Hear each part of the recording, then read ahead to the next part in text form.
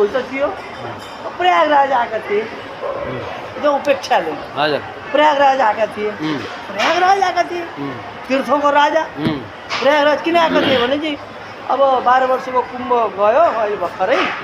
त्यो कुम्भमा दुनियाँभरका पापी तापी आए 12 वर्षमा सबैले नुहाउँछन्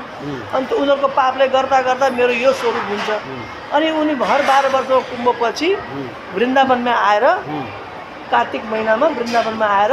अनि भगवानको दर्शन गरेर अनि ब्रजराजमा रजको यत्रो महत्त्व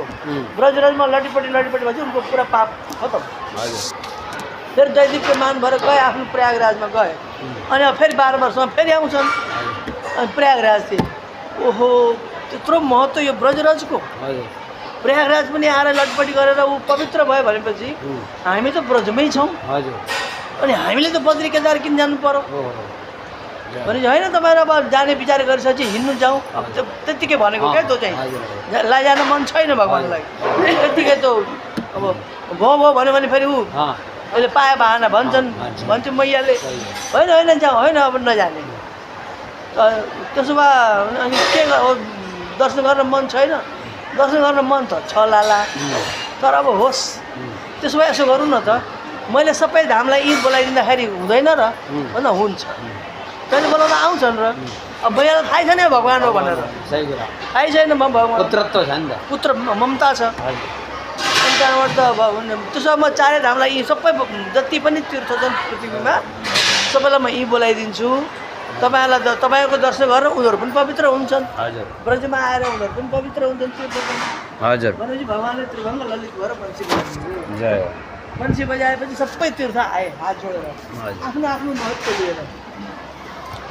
अनि आएपछि अनि बद्रीनाथले भन्नुभयो म बद्रीनाथ धाम हो मैया बाबा तपाईँको चरणमा प्रणाम गर्छु हाम्रो सौभाग्य कि म पृथ्वीमा आउनु पाएँ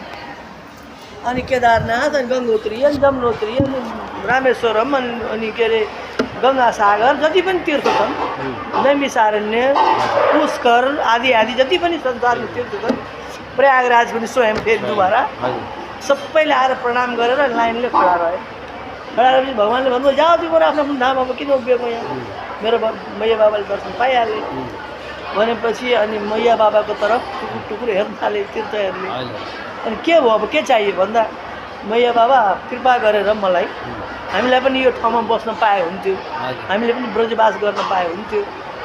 भनेपछि अनि तीर्थ भनेपछि भगवान्ले भन्नुभयो एक स्वरूपले तिम्रो आफ्नो पुरा महत्त्व लिएर तीर्थमा गएर बस